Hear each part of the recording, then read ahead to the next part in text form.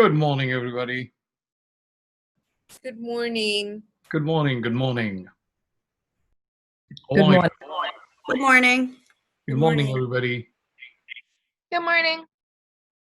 Looks like, this is probably many of you will be busy in the graduation today. That was supposed to happen last night, I guess. Especially people from high schools are busy in their graduation today. I think only one high school, JFK. Everybody else had it yesterday, so just one high school is busy today. Oh, okay. In the morning. Great. And as always, I will request you two things before we start. To be kind enough, in the spirit of interaction, in the spirit of pedagogy of effective online teaching and learning, if you'd be kind enough, just to turn your cameras on and also open up two browser tabs. One will be for this Zoom conversation, and the other one will be for our presentation. Wherein today, it's the fourth workshop, and today we will dive into live and recorded lectures. So unless there is a compelling privacy concern, this is exactly what you will ask your students also to please have their cameras on and unless there is something that is compellingly important for them not to be on the screen. That's what is also part of the professional environment. That's why I'd asked the first time, do you have a dedicated spot in your house where you are holding your live lectures? Oh, and also see we have a visitor here today. Dr. Ziga is here today. Hello, Dr. Ziga, can you hear us? Yes, hello. Hello. I'm not going to turn my video on because I have to virtually attend the JFK graduation. We totally understand. We totally understand that. That's why I requested, it's only for those, unless there's a compelling privacy reason. Because students, I know the experience has been students, who were in online instruction, when they were off camera, their engagement was minimal. So this is what I've been kind of emphasizing over the last couple of workshops.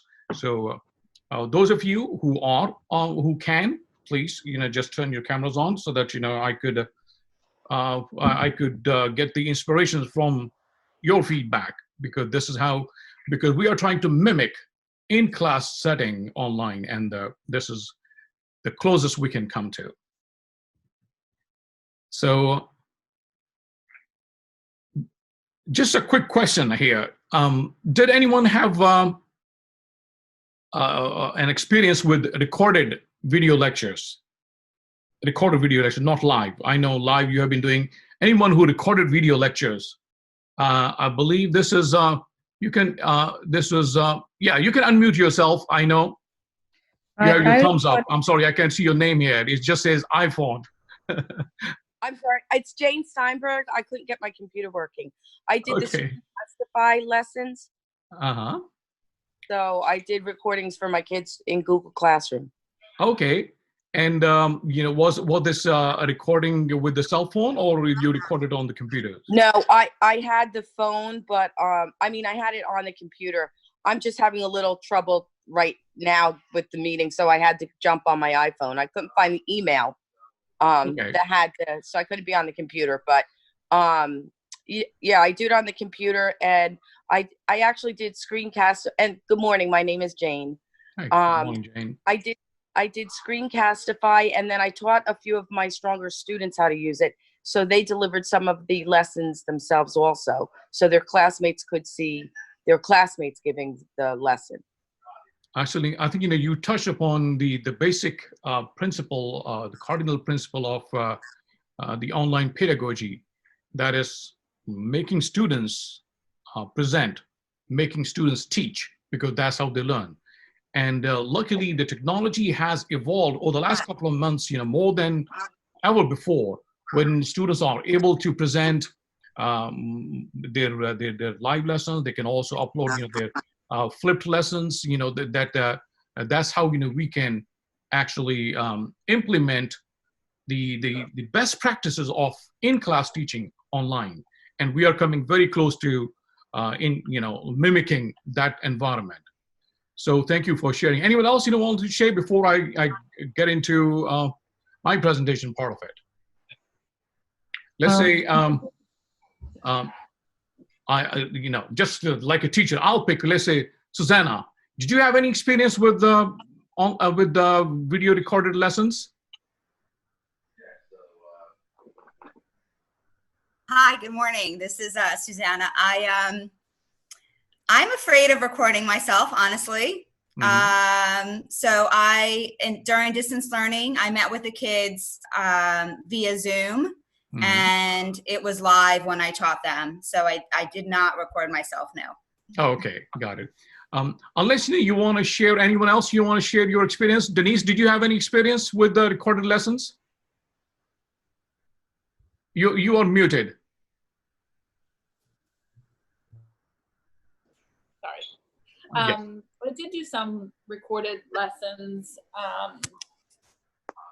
Like who was that? Susanna just said it was a hump that I had to get over because I was,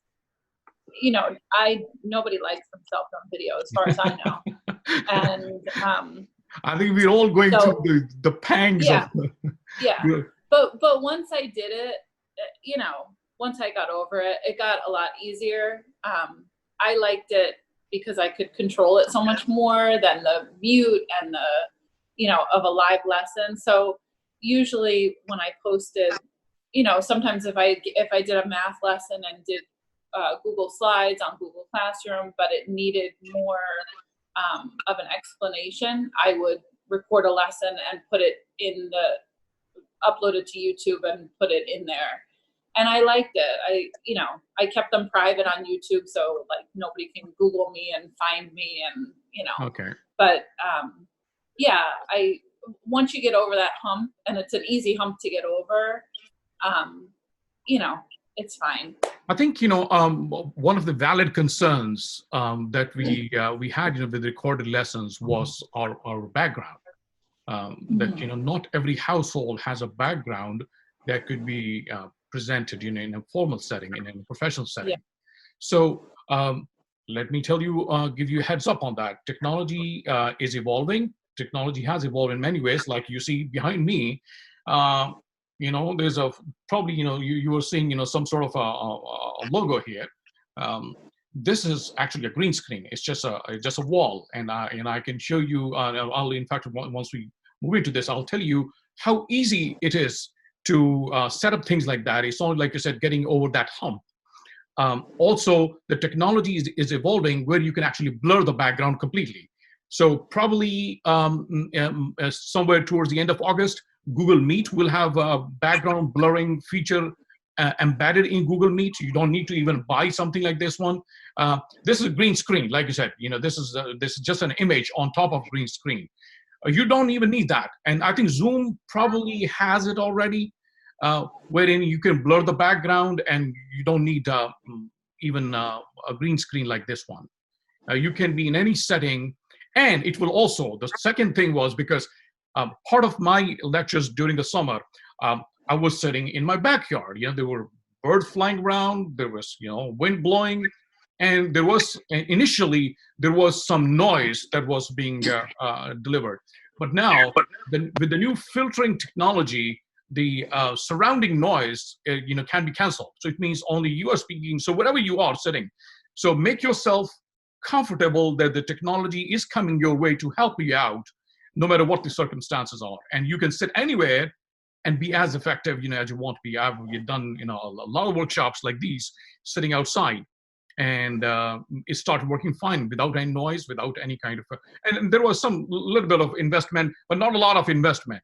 Like I said, it comes from the teacher's perspective. We understand the financial kind of range within which these things have to be adopted and practiced. So within that financial range, the technology is well within those limits. So let's move on, and I'll share my screen now with you.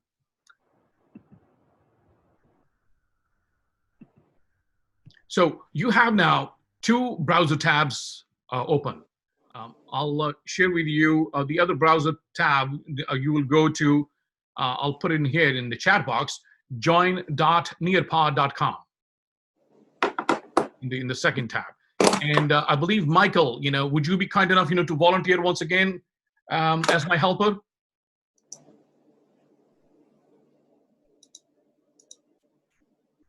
Join.nearpod.com, and you will enter this code ZWYXD. Let me, put this in here.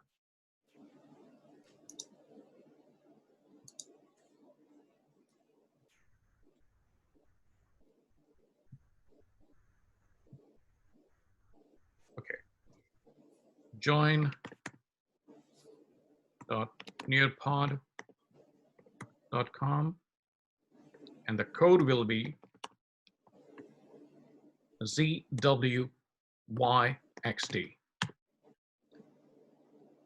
Now, today we won't have, your part in this, too much of it, except for the presentations, because I want you to present at certain points. But, today, no more quizzes and no simulated games, because this is a different topic altogether. So I have, 3 students here already, 4 already. So I'm expecting, because we have about over 20 people in here. So if you'd be kind enough to just log into this as soon as possible so that we could all start. 8 people in here already.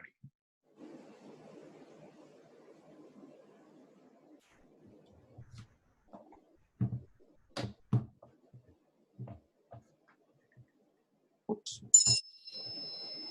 Sorry. I'm going to go back to, yes.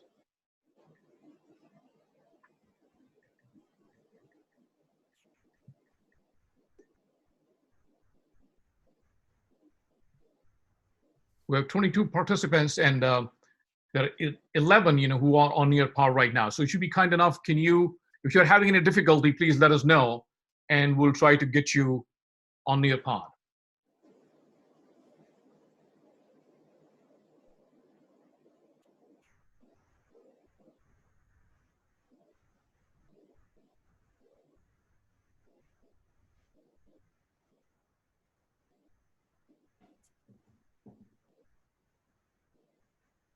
I have 13 in here. Some of you, if you're on some sort of a mobile device, you will have, some limitations on seeing what I'm showing you here. Otherwise, we are fine. Can I join on a different device, or does it have to be on the same device I'm on? No, you can join on a different device completely. Yes, you can be on Zoom on one device and join Nearpod on the other device. Okay. Yeah, Because I can't figure out how to open a tab. Okay. Yeah, I mean, you can open up a tab. That's if you are on one device.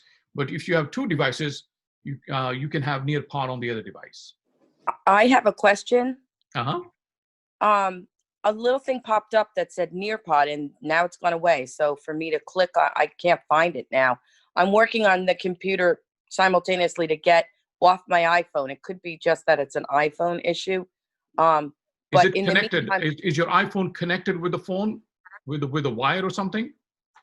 No, it's wireless. It's Okay. Wi-Fi.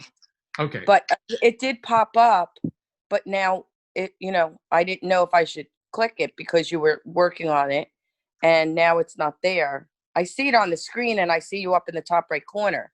Mm-hmm. But anyway, I'm working on the computer to get this link so that I can There's no problem at all. You can open up another tab and click on join.nearpod.com and open up a new tab, and it will still be the same. Okay. Yeah, it won't go away.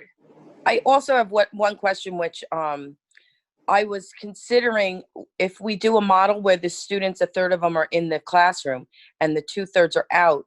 I was considering to do a Zoom meeting for all of my first block and do a presentation for part of the time, but not the whole block. So are there any reasons why that wouldn't work? So I'd have in person and the other balance on the Zoom meeting. Yeah. like you know, you are saying, you know, it's a blended form in which you have a synchronous and asynchronous both.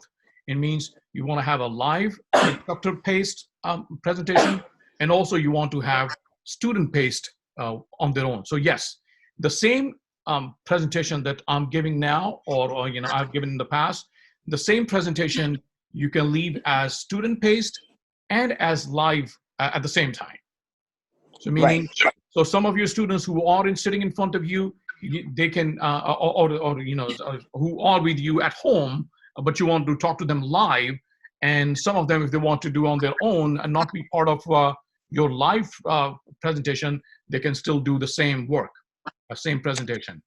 Okay, so what we're doing right now is exactly what I was picturing on doing, except for I would have students also watching the Zoom in the class. Okay. That's correct. But I think, you know, if the students are sitting in front of you, they may not have much use of the Zoom because, you know, they're sitting right in front of you. This is only for those who are not sitting in front of you. Okay. You understand what I'm talking about? Yes, yes. Yeah. Okay. So but I kind of thought like day one, introductions, have all my first block, whether they're on Zoom or in person, and I would do an introduction with the Zoom meeting going, and then I would, you know, put an assignment for the kids that are not in the classroom to get started, and then I would resume the classroom instruction with the kids in the room. That's both possible. Okay. Yeah, perfectly possible. Alrighty, so we have so I think most of you have joined the Nearpod one. So we're gonna move on here. So today we'll be talking about creating professional videos and screencasts, two different forms of video lessons. In a screencast also, you can have a combination of you being the presenter, being presented to students, and also whatever is on your screen, you can also share that with your students. So the pedagogy, that is the thing. Why we need, is just a gimmick, or there's a pedagogy behind video lessons? Why we need to give video lessons? Because they provide levels of guided support.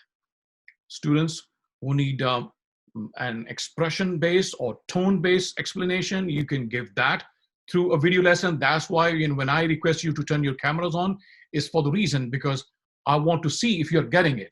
And hopefully we will have a technology very soon, and especially on a larger screen, because there you can actually look at the facial expressions and see if the student is having difficulty in understanding or not. So that is the beauty of using larger screens for video lessons from home or from wherever, as against smaller screens. Smaller screens will still, if it's a large class, 20 students, 20 plus students, and having those little icons or little you know, tabs, you know, with little pictures, don't show you much of facial expressions.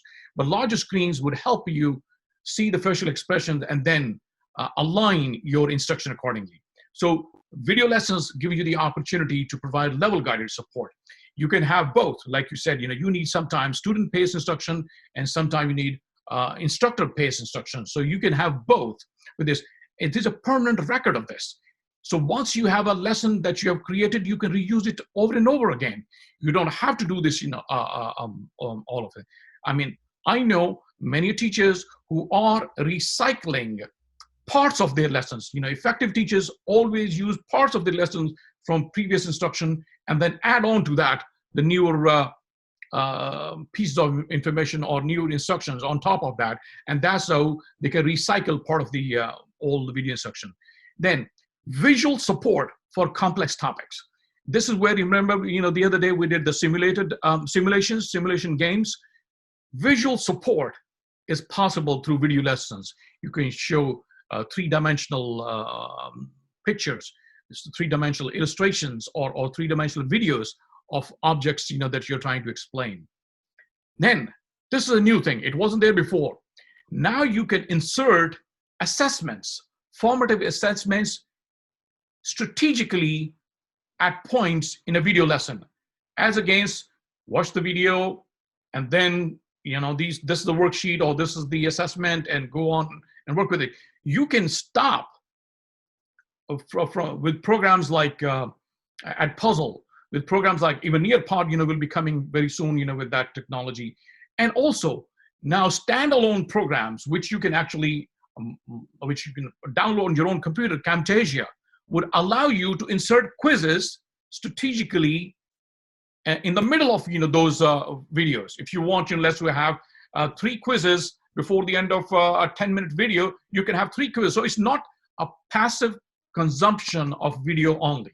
Now there's interaction, there's two-way engagement before the video ends. So you can actually, in some cases, this interaction may be more than on-site interaction, because there is a level of freedom on the student part to, to answer these things without being judged in front of others. So you will see the student competence, the student mastery of concepts getting better. And this is, I'm making a big claim here, could be a little better than actually on-site instruction in some cases with this new technology, with the video instruction. Careful there, sir. You'll make me lose my job. Hey, you will also see that the people, only those people that are afraid of these things who are not up to the speed here. If you're up to speed, you don't have to worry about it. You will be the most in demand, actually. Then we have the interactive whiteboarding. The whiteboard it was pretty difficult. This technology is so recent, even now, because we cannot use whiteboards on a laptop. So you need to have a device that's a touch-sensitive device, and you can use whiteboards also to explain concepts while playing videos, screencasts. And finally, like you said, you can augment your delivery, your instruction with your tone and expression with videos. So this is, now look at the engagement. This is now, we are into the actual recording part of that. Now, if you go on and on and on, you lose students, So this is the study that shows if your video is between 3 and 6 minutes, or even less than that, or the student engagement is highest, it's almost at 100% student engagement if the video length is under 6 minutes. Between 6 and 9, you start losing them. And beyond 9 and 12, I don't even suggest. This is where you will lose student attention completely. So meaning any video that you have, if you take even if it's a 9-minute video, you have a 3-minute portion of that, and you insert a quiz in between, you get another 3 minutes. So take another 3 minutes and insert another quiz, or insert another open-ended question, or some sort of an engagement. So you give a break, and that's how you can continue even with longer videos, but divided into shorter segments. And especially when you are creating screencasts where you are minimized or you are not there, that's where it becomes more important to have the video length as short as possible. And but now we are coming into the actual process of creating these videos. Ideally, this is what is suggested, that you spend about 40% of the time. You don't want you to just go ahead and start recording videos. 40% of your time is expected to be spent, that's the prep time, is expected to be spent on preparing that video. And another 40% of the time is spent on actually recording whether screencasts or live videos. And 10% is in terms of enhancing the reach of this video, or enhancing, on different sites, and 10% on sharing it. So this is how you complete the 100% of the time. So there's a lot of emphasis on planning of these videos, because that's what will make it more engaging. A a video recorded in a hurry, students will know. Students will know from your setup, from the lighting, from the delivery of the lesson, from the choice of the topic. They will know if this was done with preparation or without preparation. And that's what we'll transmit to the students. I found a Alrighty, lot. so now these are the tools that we have been using. And I think some of you told me that you had some experience with the screen recording. And the most common and the cheapest of all that comes to my mind is Screencastify. Unless you have a different tool, I would recommend Screencastify for most of your work. When you are recording Screencastify should be enough, because it allows you to record videos up to 5 minutes in length, and you can record 50 videos a month, which is more than enough in most cases. And you can use the same thing to create subplans. So subplans you can also create and share that link with your substitute teacher and with your administrators, and they will know this is what's going on in classroom. And by the way, Nearpod, this platform that I'm presenting this on, also has now a special feature. This is for the substitute teachers. So subplans are very easy to make with meaningful, purposeful lessons for your students. So it's not just busy work. It's not just worksheets. You can have meaningful instruction leave with the substitute teachers, and they will, with their work, they won't be teaching, but the students will be learning better than they'll be learning, without this technology.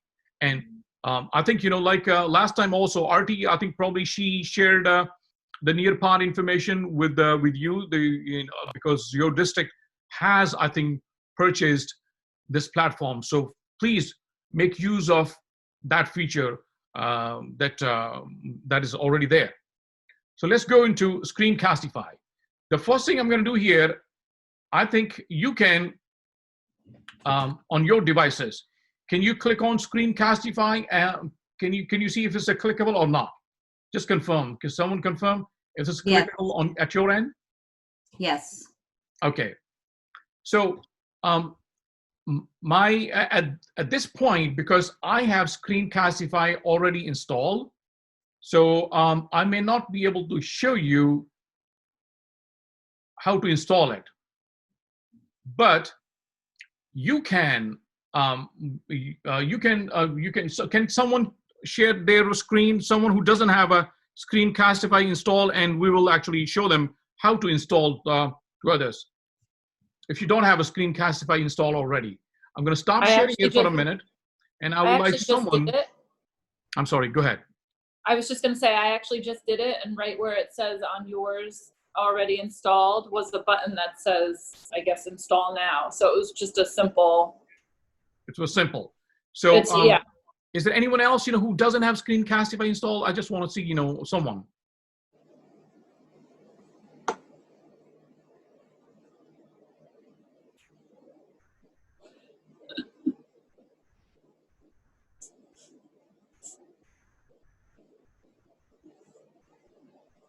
I'm sharing mine. Okay. So it says add to Chrome, it's free. So is that what I'm clicking? Okay.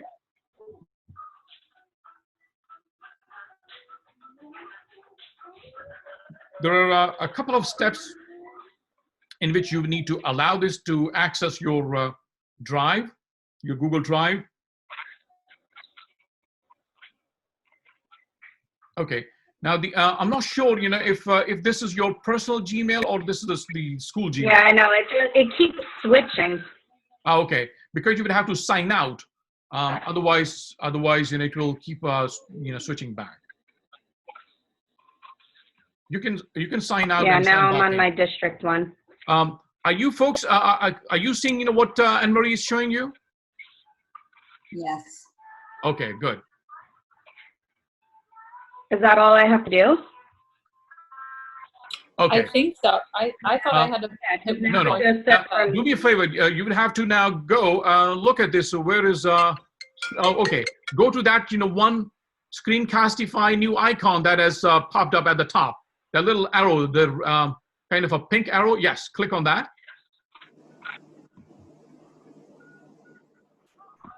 I am. Do I have to click the plus sign? No, no. It is popped up at the bottom. Scroll down. Scroll down. Oh, Yeah, I think there yes. it is. That's good. It's coming up now. Okay. So now you see that this is where you will see.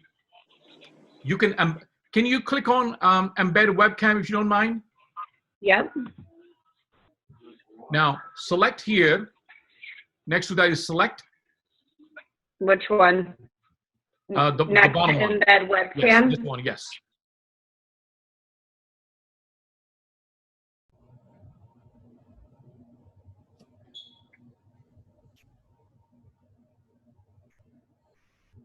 Are you clicking on this?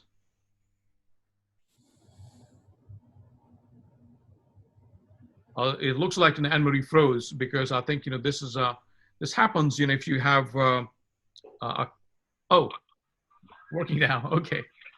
And also if you can click on the microphone, I just want to make sure you have the right microphone on. Yes, this one. Internal mic. Internal, Yeah, default or regular? Default. Okay. All should be fine. So now, you have three options here. If you look in this little box, you have three options. One says browser tab, one says desktop, and the third one says webcam only. So you have these three options to record a 5-minute video for either just one tab. If you want to, let's say if you just want to record your Google Classroom tab only, you'll be able to do that. If you click on desktop, everything that's on your computer will start recording, all the tabs and everything else. Or if you want to show them, just a webcam, you can click on webcam and start recording. So what I would suggest, if you'd be kind enough, can you click on record, with desktop for a minute? I want to show them how different. Yes, desktop, and now press record at the bottom. There you go. Click on this little box here. Yes, this one. And share. So now we have you at the bottom right of the screen, and whatever on your screen is, can you go to that Nearpod tab at the top? Nearpod. The Nearpod tab at the top. This one, yeah. There you go. So it is already recording whatever you're doing. Do you see a record button at the bottom? Yeah, that'll, yeah, so it's already recording. So you can pause this with that, the pause button at the bottom left, all the way to the bottom left, that in the gray bar, you can see that pause button. You can pause this recording. Just pause this recording if you be kind enough, yeah. The bottom left. Yes, I clicked pause. Okay. Now the option would have popped up that says stop record. Yeah, the stop button popped up. You can click on that.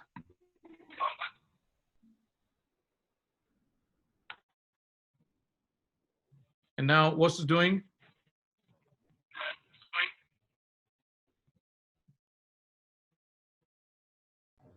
It's popping up my video. Okay. So it looks like that you stopped sharing, but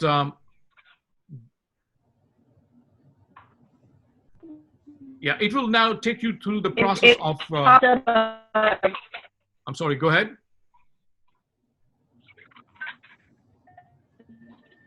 My internet. As soon as I start doing too many things, it starts popped up. Okay. Yeah. So this is your recording.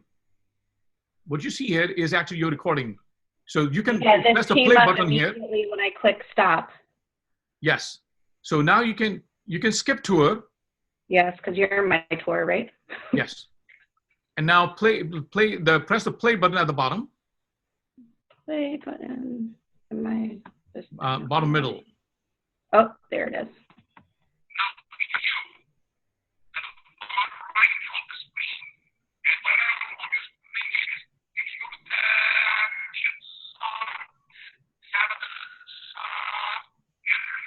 This distortion that you're seeing is only, I think, because of the limitation on your computer. You know, if you have a computer, you know, which has a little more RAM, you know, than what it is, you won't have, you know, the sound problem, or you won't have, you know, this recording problem at all. So, but the bottom line is you have recorded it already, and now on the right side, you have now all these options where you can share this with your Google Classroom. You can save it in your Drive. And all these options pop up, wherein you know, you can make use of what you just recorded in whichever way you want. Well, I'm using my personal Chromebook, and it's super old.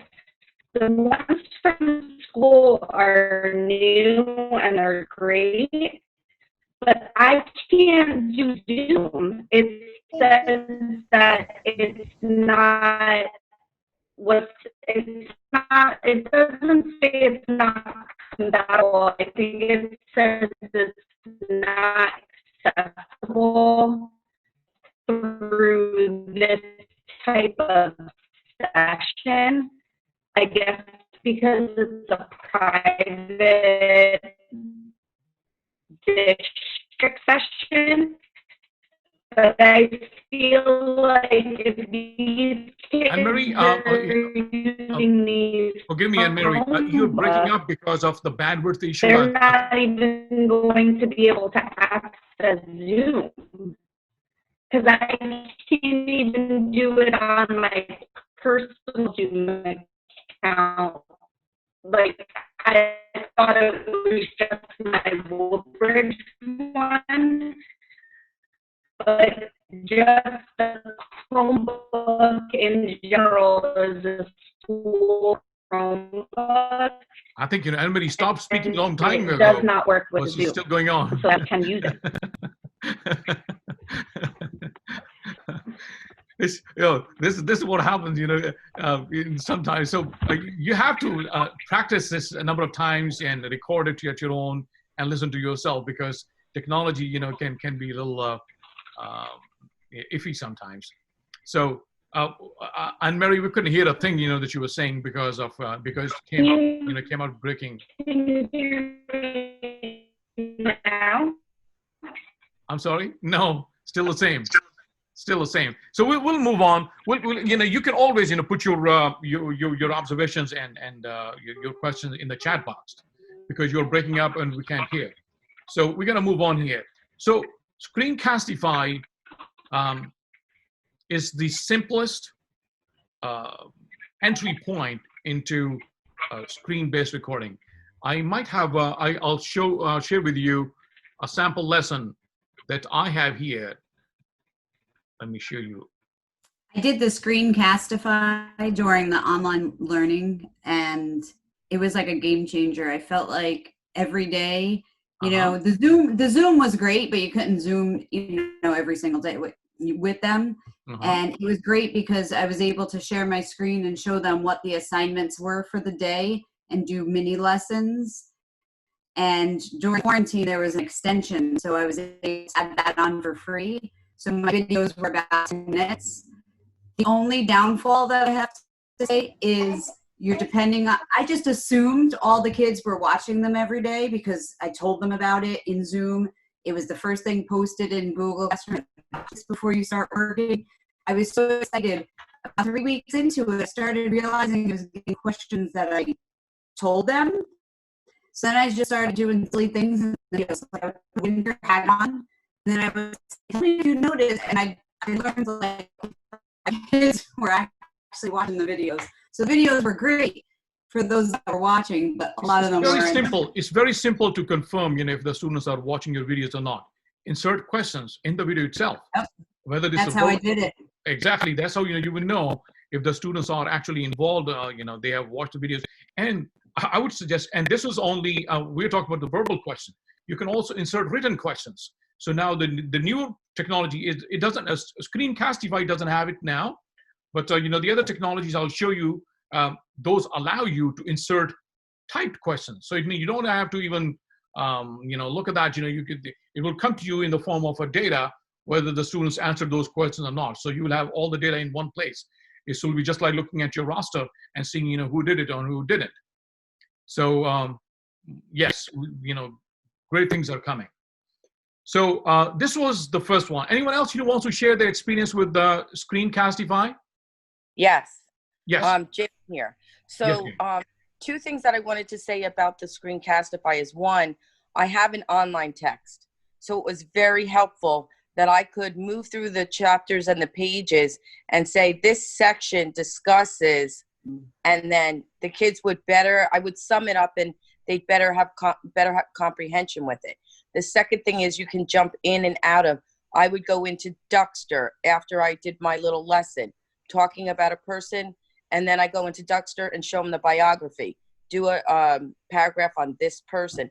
Duckster has audio. So I was able to jump in and out of my online text and other things, like you had jumped into Nearpod. And the kids definitely, their comprehension was definitely better with Screencastify. Wonderful. And then the other thing is, someone told me that there is a way to check who viewed the video. So I'm investigating that, but there is a way to check what names viewed the video. So that also there's that way too. Of course. Okay. And I believe a Screencastify probably doesn't have it right now, but you know, there are other options, you know, which can log in their I think it's Google Drive that allows you to check in that file who That's viewed correct. the video. You know, there's a way around that. Yes. And Shipra, you were saying something. Oh yeah, actually I used it in my class, and it was definitely a very engaging tool with my kids.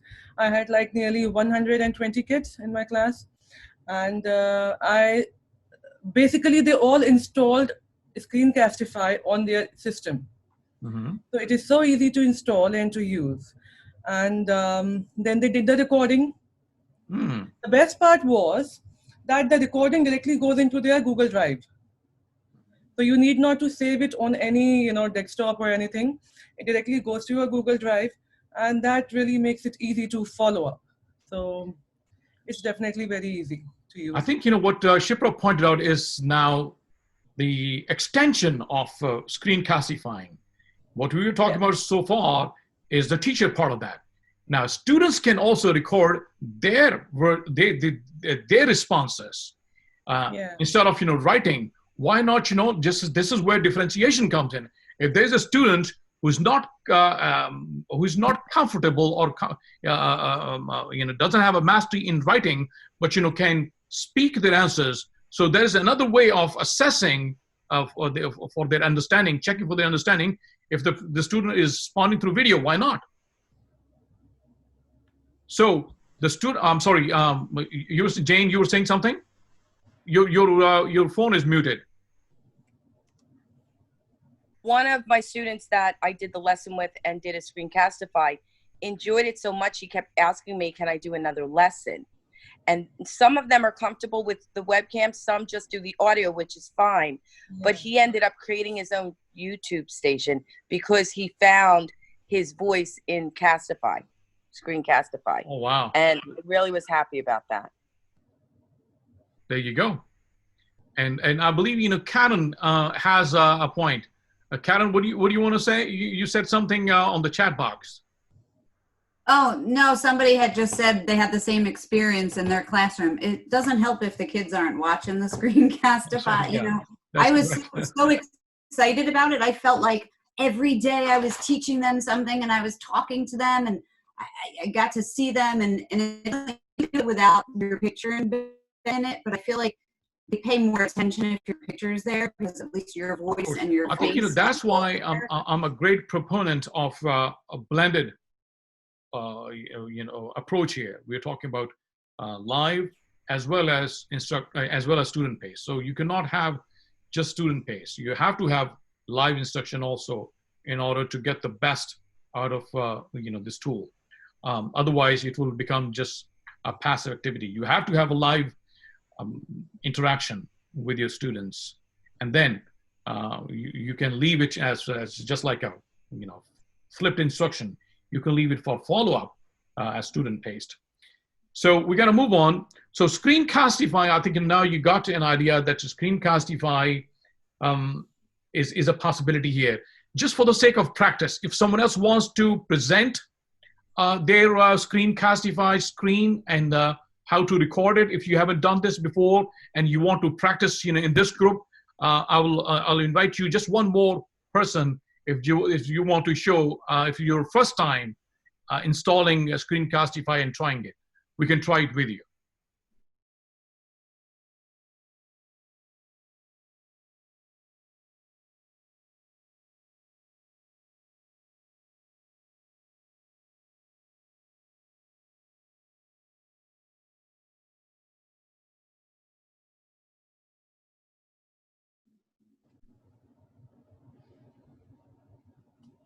Okay, we're going to move on.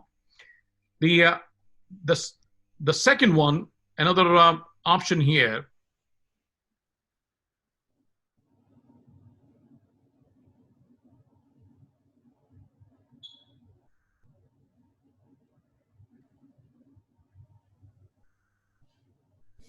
is what we call Loom video recording, Loom recording. Loom, can you see on your screen, do you see a Loom website? Can you confirm if you see a Loom website? Yes. Yes. Okay. This is also a kind of a free version. You don't have to, but the good thing with Loom is it doesn't have that limit, or the 5-minute video limit. If you want to have extended recordings, you can do with Loom. This is another option, and it's free. It also connects you with your Google Drive. A lot of corporate sector actually is using it for longer videos for their customers. So this is another option in addition to Screencastify. If you run out of the time limit on Screencastify, you can use this one. Now, those of you who have MacBooks, you have this built-in option of using QuickTime. Any Mac fans here? I don't have one. Okay. Any other Mac fan here? I have, and I've used it before. I've used QuickTime. You use QuickTime from screen recording? Yes. Okay, yes, great. I have. Great. So would you like to show us how you use it, or you want me to show it? We can do either way. I can try. I can share my screen and show you. Yeah, that'll be great, because that way not only you will be able to present it to others, but you will also be kind of share it with those from the perspective of like an initial player in using QuickTime Player for screen recording. Go ahead, from your perspective. Well, I have QuickTime in my app, so I just go and just look up QuickTime Player. You want to present? Yeah, can you see my screen? Let's see. I think I would have to stop sharing. Okay, I stopped sharing. Now you can. Go ahead. Okay. So I just go in my search bar and type QuickTime Player, and then this pops up, this icon. You don't see it yet. Oh, you don't see it. Okay. Am I the only one who's not seeing it, or you can see it either? I think now we can. No, I don't see it. Okay, one second. You have to share it again. Got it. I have so many tabs open. Now I see it. Okay. So what I do is, this is my desktop. So you go and look up the search button and you go QuickTime Player, and this will pop up. This is the icon.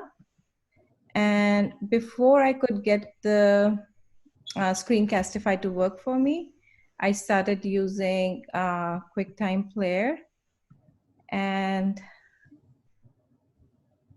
then I think I have,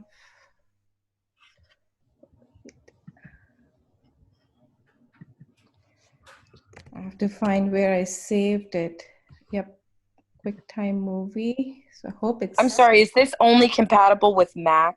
Yes, it Yes. is only compatible with Mac. QuickTime is only compatible with Mac, so this is But this then may you not. find, wait, I have to find the one that I did with my class. So my question is, can it a student do a response in their Mac and put it in my drive, or is it not? It can't interface with my computer because I have You can Google. upload it to your drive. This is the one. I think I found the one Okay. I did. So even though I can't use it, my students could use it if they chose to Yes, return like a response to an they assignment. can. So this is my recording from some time back that I did. That was recorded. So basically,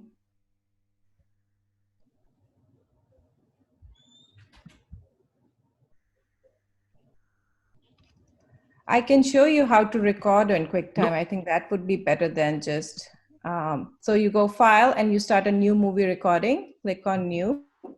It says it'll ask for access to your camera. You can allow, and then just like you would record anything else, you will press the record button right here as I'm talking, and the movie recording will begin. Again, you have different settings for microphone and HD camera and quality. It just takes a lot of space when you compress the movie, so it'll take your drive space. So as you are seeing, I'm actually recording this video as I'm talking to you guys. And we can see actually what you're recording. What You Mamta cannot is see showing. this? Yeah, yeah. What Mamta is showing is actually the recording itself. But there's an option. If you can go, Mamta, can you go to File again? Click on File and New Screen Recording. Now click on New Screen Recording. Yes. So screen recording can also be done. Exactly.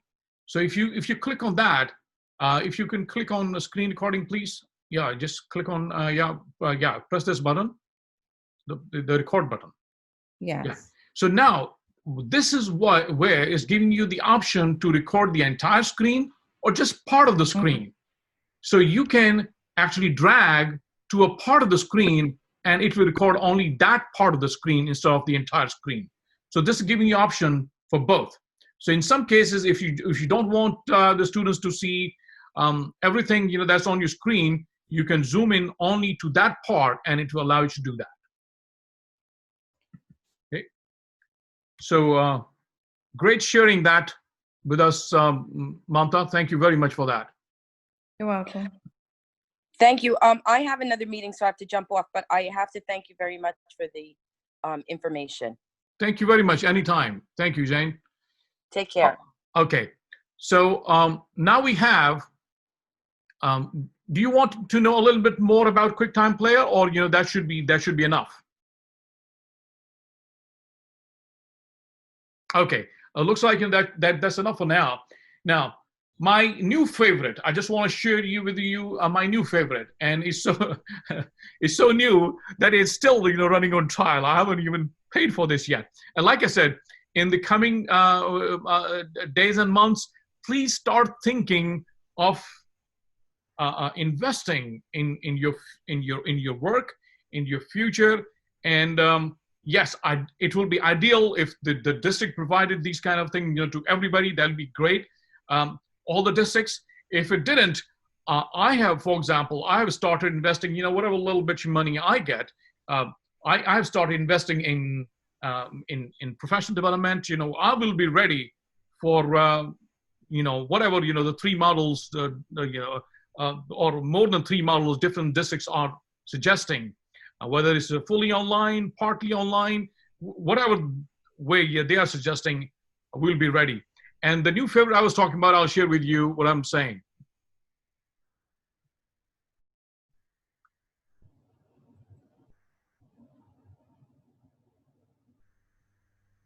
Okay.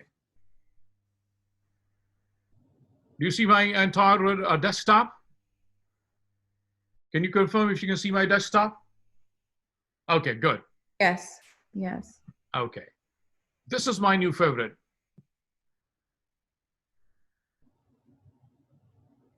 It's called Camtasia.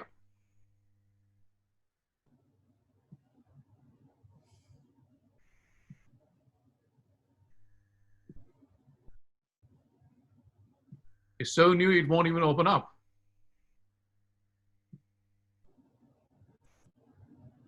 Anyway, so this is called Camtasia. Camtasia is your desktop based. You download it. I think for teachers, the price for this, that they offered me is $129 after the trial period of 30 days. But I have recorded something on this yesterday, and I'll tell you what it looks like so that you could see the possibilities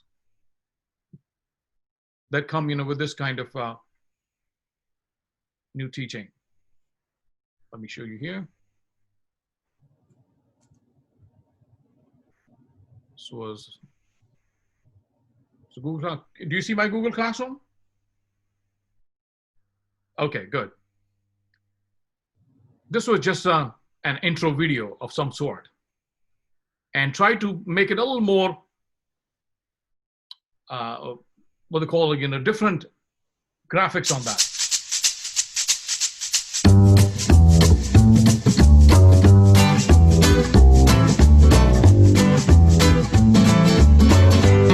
Welcome to the Summer School 2020, ladies and gentlemen.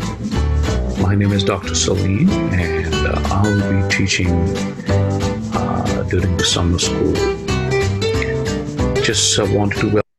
All right, this was just to give you an idea. This is not the same old Screencastify. You can add effects. You can make it, look like a real movie here. So with an investment of $100 some, if I can make my teaching more engaging, and this is where you can add all these options, the interactivity I was talking about. Look at this. It's giving you the option of adding quizzes. Add quiz to your timeline.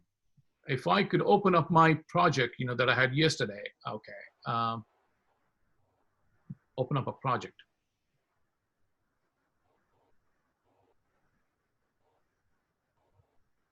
Okay. So this is what I was showing you, the final product of that.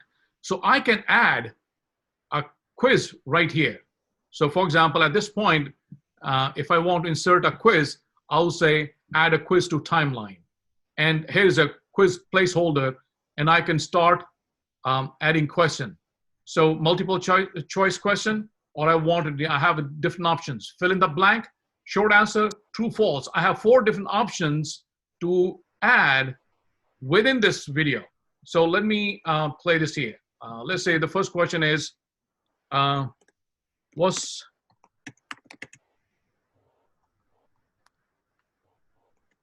the issue the Supreme Court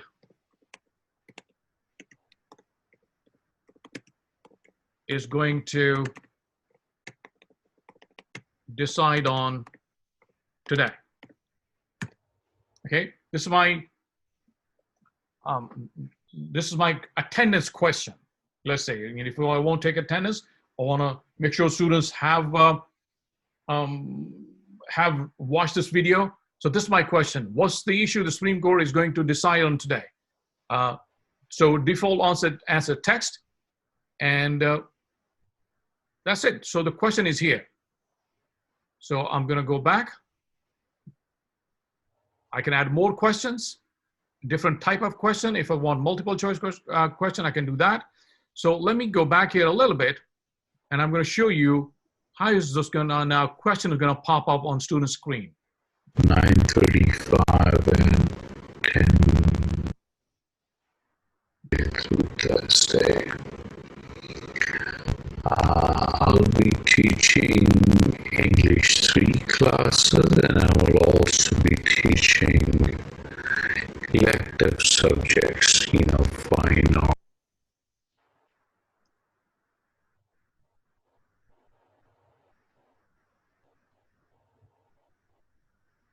So I think it's right now is having some issue with the sound, but you can insert as many questions within this video that you want, and then save it as the final product as an MP4, and you can save it on your drive. You can upload it to YouTube, or you can send it to Google Classroom. Whatever you want to do, you can do all of that, with this.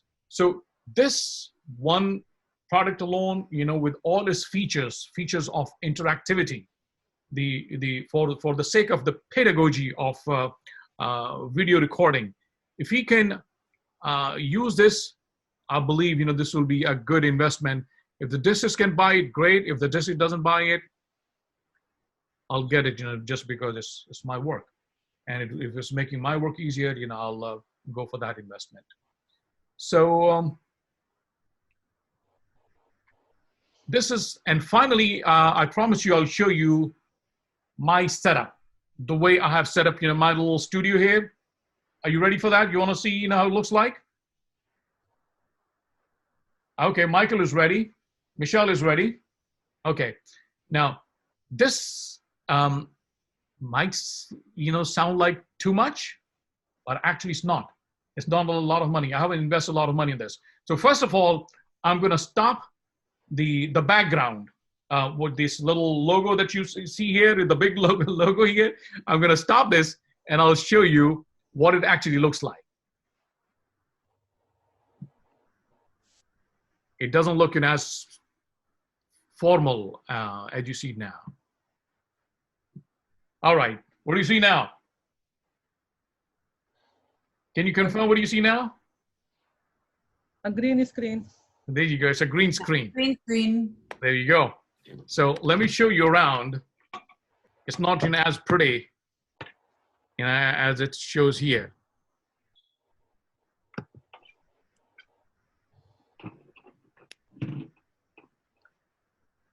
On this side, you have my one monitor, and on the other side,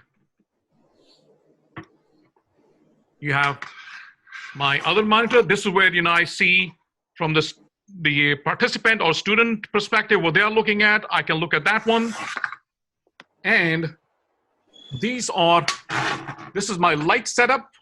That's why when I'm sitting here in my basement, I shouldn't look like I'm a ghost or shadow or something. This is one light, okay, and this is the other side of the light, and this is where I've gone high end. This is my teleprompter. I don't want you to spend too much money. This was probably the most expensive of all of the things in this room here. This is teleprompter, and behind the teleprompter is another camera that's recording me. If I have, because I create videos for YouTube also, and for courses, and for that I need a little bit more than just this setup. So here I have different kind of stands here. If I put my iPad on one, just for notes and all that, and that gives me the entire investment in this room is under $1,000. And honestly, if I'm into teaching and if I'm into my career, this is a good $1,000 investment that I would consider having made. So I'm going back to my professional studio. so it's all in the presentation. So here we are. It's all in the presentation. So if you want to engage your students, a little bit of investment. Listen, we invest so much in our children. We invest so much, in so many other things. If I could invest in my profession and my career, I would consider that as an investment. Well done. Okay, so folks, I think I had a great time as always. I like before, I'm requesting all of you, I'm gonna put this in here once again. I'm gonna share in the chat box the link to that LinkedIn Teach from Home group. Where'd that go?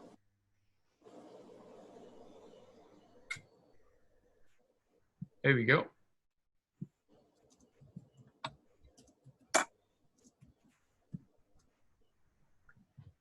So this is the link to that LinkedIn group. Oops.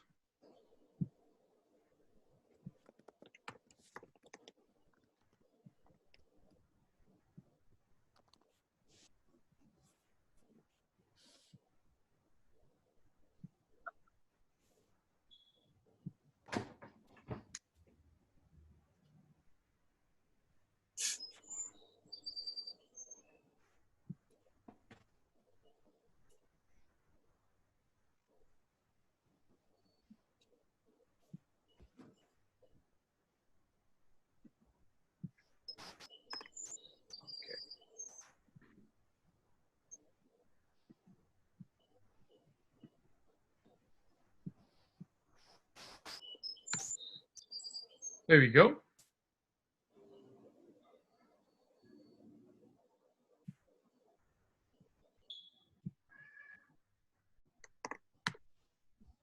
There we go.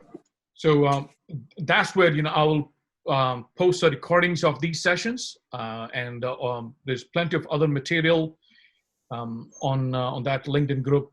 And the intent is to to tell you about the pedagogy of teaching. It's not, you know, just the tools. Tools are vendor-based commercial tools, but my objective is to link those tools with the pedagogy of teaching and learning. And hopefully, you know, we are moving towards that, you know, with all this information. I'm excited, you know, for the days that are coming, with whichever way, you know, online, blended, you know, at home, we'll be ready. And unless, you know, you have any question for me, I think I'm all done for today. This was quick today, right? Thank you so much, Dr. Saleem. Anytime. Thank you. Thank you. Thank you. Thank you very much. Thank you. Thank you, folks. Thank you so much. Thank you. Thank you. Thank you. Thank you. Bye. Bye-bye. Bye.